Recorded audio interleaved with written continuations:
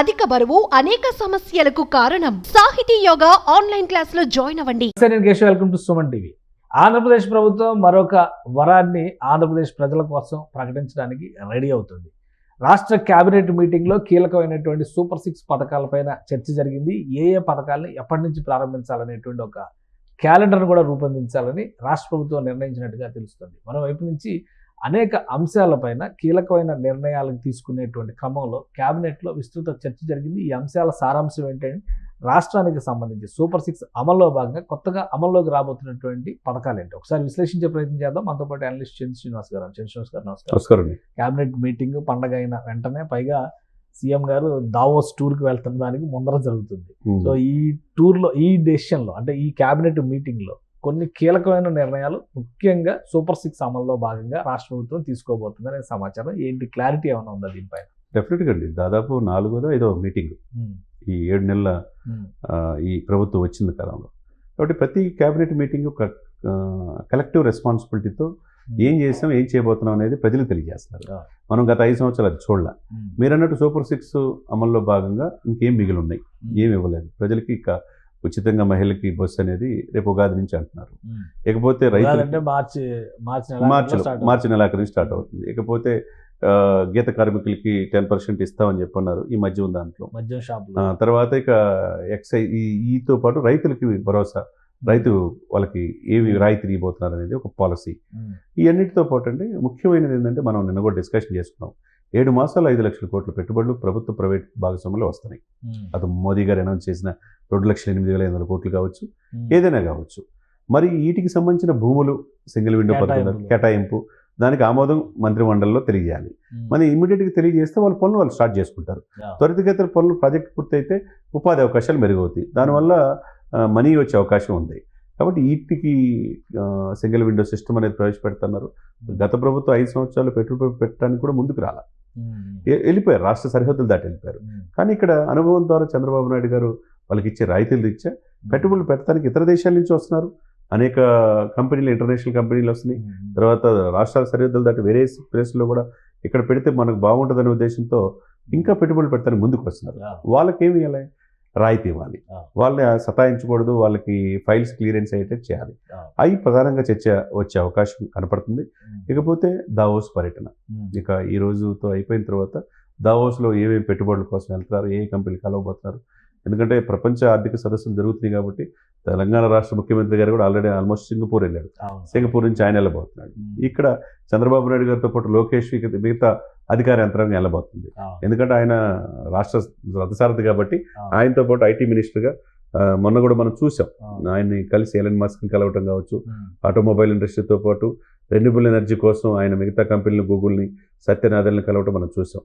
ఏదేమైనా కానీ పరిశ్రమలు రావాలా, పెట్టుబడులు పెట్టాలి, ఉపాధి అవకాశాలు మెరుగుపడాలి, ఈ అస్తవ్యస్తమైన ఆర్థిక వ్యవస్థ గాడిలో పడాలి. ఇవన్నీ జరగాలంటే మనం అక్కడ అంతర్జాతీయంగా జరిగే సమావేశాలు పాల్గొని పెట్టుబడులు రావడానికి ఆకర్షించే ప్రయత్నం చేయాలి. ఆ ప్రయత్నం చేసినప్పుడే విశ్వాసం ప్రజల్లో మెండుగా ఉంటుంది. క్యాబినెట్లో ఇంకొక కీలకమైన చర్చ పోలవరం ప్రాజెక్టుకి సంబంధించి రేపటి నుంచి పనులు ప్రారంభం, దాని మీద క్లారిటీ వస్తుంది. డెఫినెట్గా అండి. ఎందుకంటే నిధులు త్వరితగతిన నిధులు ఎప్పుడైతే విడుదల అవుతాయో, గతంలో చూసాం మనం 5 సంవత్సరాల్లో 2 మంత్రులు మారారు కానీ పోలవరం పూర్తి కాలేదు. మరి ఇప్పుడు ఉన్న మంత్రి కూడా అర్థం కాలేదని చెప్పారు. అర్థం కాలేదు ఆయన. అంబటి రాంబాబు అసలు అర్థం కాదనుకోండి, అంతకుముందు అనిల్ యాదవ్ ఆయన ఇష్టం వచ్చిన మాట్లాడాడు. ఇకపోతే ఇప్పుడున్న ఆయన is suitable person, perfect person Nimmala Ramanaidu. ఆయనకి దాంట్లో సంక్రాంతి పండగకి వెళ్ళి వ్యవసాయం చేసి ఇప్పుడు ఖాళీ దొరికింది అన్నాడు. ఆ ఒక్కరోజు తప్పితే మన కనుక బుడమేరు పొంగినప్పుడు కూడా చూసాం. ఆ గండ్లు పూడ్చడానికి రేయి బోగలు అక్కడ కష్టపడ్డాడు. కాబట్టి ప్రాజెక్టు పూర్తిగా ఆయన 2 మాసాలు ఇంజనీర్లతో మాట్లాడి తెలుసుకున్నాడు ఎక్కడ ఆగిపోయింది, ఎక్కడ పూర్తి చేయాలా, ఇతర దేశాల నుంచి ఇంజనీరింగ్ పూర్తి చేసి త్వరితగతిన పూర్తి చేయాలా. సెంట్రల్ గవర్నమెంట్ కూడా 2027 డెడ్ లైన్ పెట్టేసింది. మీకు ఏ నిధులు కావాలంటే మేము ఇస్తాం, మీరు పనులు త్వరితగతిన పర్యవేక్షణ చేయమని. కాబట్టి 15,000 కోట్లు మనం కేటాయించడం, మళ్ళీ అవసరమైతే ఇస్తానంటాం. కాబట్టి డబ్బులకు ఆల్రెడీ సంక్రాంతికి ప్యాకేజీకి సంబంధించి బాధిత కుటుంబాలకు అన్నిటికీ డబ్బులు ఇచ్చారు. ఉత్సాహభరితమైనటువంటి అంశం వాతావరణం. కాబట్టి ఏ ఈవెంట్ పెట్టకుండా అకౌంట్ లో డైరెక్ట్ డబ్బులు వేశారు. ఇప్పుడు ఆంధ్రుల జీవనాడి పోలవరం పూర్తి అయితే 1,00,000 ఎకరాలకి సాగులోకి వస్తాయండి. ఈ నీళ్లు సముద్రంలో కలిసిపోకుండా సస్యశ్యామలంగా పంటలు పండి రైతులు వాళ్ళ ముఖాలు చిరునవ్వు ఉంటుంది. అది ఈ ప్రభుత్వం తీర్చగలదు అనే నమ్మకం కలుగుతుంది. పోలవరం ఫస్ట్ ప్రయారిటీ ఉంటుంది. ఎవరైతే పెట్టుబడులు పెట్టడానికి వచ్చిన వాళ్ళకి సింగిల్ విండో ద్వారా క్లియరెన్స్ త్వరితగతిన, తర్వాత మహిళలు ఎప్పుడెప్పుడైనా ఎదురు చూస్తున్నారు. పథకాలు, పోలవరం ప్లస్ ఇన్వెస్ట్మెంట్స్ ఇవే ప్రధానమైనవి కదండి. ఇప్పుడు పరిశ్రమలు వస్తే ఉపాధి వస్తుంది. ఉపాధి వస్తే ఇక అది. కానీ వైసీపీ నాయకులు చాలా సీరియస్ ఎలిగేషన్స్ కూడా చేస్తున్నారు. ఈ భూముల కేటాయింపులో పెద్ద కుంభకోణాలు ఉన్నాయనేటువంటి కామెంట్స్ కూడా చేశారు. ఈ మధ్య మనం చూసాము. అలానే రిలయన్స్కి ఇచ్చేటువంటి భూముల్లో కూడా అవకతవకలు జరుగుతున్నాయనేటువంటి ఆరోపణలు చేస్తున్నారు. నిజంగా దానికి అవకాశం ఉందా, లేదా ఇవి కేవలం రాజకీయ ఆరోపణలు కదా? రాజకీయ ఆరోపణలుగా మనం పరిగణించాలి. ఇప్పుడు సరస్వతి పవర్లో ఏం జరిగిందో మనకు తెలియదు కాదుగా. కొండలు, పొట్టలు, గోనలు, అడవి భూమి కూడా, ఎస్ఐన్ భూములు కూడా ఆక్రమించుకుని తెలియదా? సహజ వనరులు కూడా దోచేసింది. రైతులు కూడా బెదిరించి తీసుకుంది మనకు తెలియదా? తెలియని అంశం. అదే సమయంలో గ్రీన్కో కూడా వైసీపీ హయాంలో శాంక్షన్ చేయబడింది. 12,000 కోట్లు ఆల్రెడీ పెట్టుబడులు పెట్టారు. ఇంకో 20,000 కోట్లు పెట్టుబడి పెట్టడానికి ఏషియాలోని బిగ్గెస్ట్ అదే ప్రాజెక్ట్ మళ్ళీ పవన్ కళ్యాణ్ గారు చూసి సర్టిఫై చేశారు కదా. మనం దాన్ని ఏంటంటే, మీరు ప్రభుత్వం చేసింది ఏమి కాదంటలా, కానీ చిన్న చిన్న లోపాలు ఉన్నప్పుడు, అంత పెద్ద ప్రాజెక్టులు ఉన్నప్పుడు అటవీ క్లియరెన్స్ ఉంటే అది చేయొచ్చు. 40 ఎకరాలు తేడా ఉంది. అది సెంట్రల్ గవర్నమెంట్ పరిధిలో ఫారెస్ట్తో మాట్లాడతాం. ఇటువంటి ప్రాజెక్ట్ రావటం, కష్టపడి వచ్చిన గ్రీన్ కొని అక్కడ ఏం ఆపలేదు.